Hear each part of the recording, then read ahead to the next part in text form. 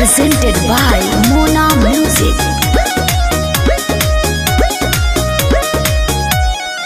मोदी जी कैल बढ़िया काम काम काम काम अब होते देशवा के नाम नाम नाम नाम। मोदी जी कैल बढ़िया काम काम काम काम अब होते देशवा के नाम नाम नाम नाम। हरा भरा हम देखबै अब सीन, हरा भरा अब देखबै हम सीन। कश्मीर जाइके किनबै हम 2 कट्ठा जमीन, वही जब बेचेंगे झाला मुढ़ी नमकीन। कश्मीर जाइके किनेंगे 2 कट्ठा जमीन, वही जब बेचेंगे झाला मुढ़ी नमकीन।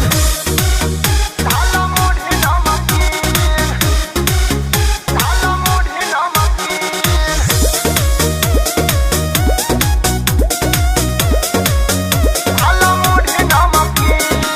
भले हम 2 रुपया कमैबै, बढ़िया से हम वही जे रहबै हो। संगे में रहतै घर वाली हमर, खुशी के जिंदगी बितैबै हो। झाला मुरही के संगे रखबै भूपा चुप, भैया बिकरी हमार वही जा होतै सुनखू। खेला लगैबै जखने बाज जैतै 3, खेला लगैबै जखने बाज जैतै 3। कश्मीर जाइके किनबै हम 2 कट्ठा जमीन, वही जब बेचेंगे झाला मुढ़ी नमकीन। कश्मीर जाइके किनेंगे 2 कट्ठा जमीन, वही जब बेचेंगे झाला मुढ़ी नमकीन।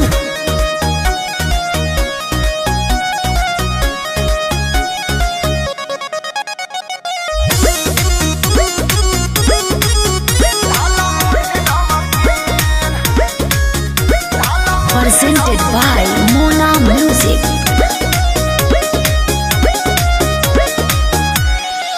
चूड़ा मुरही के संगे में रखबै हम तारी के मेल हो। एकरे कहै छै सब कोई भैया, असली बिहारी के खेल हो।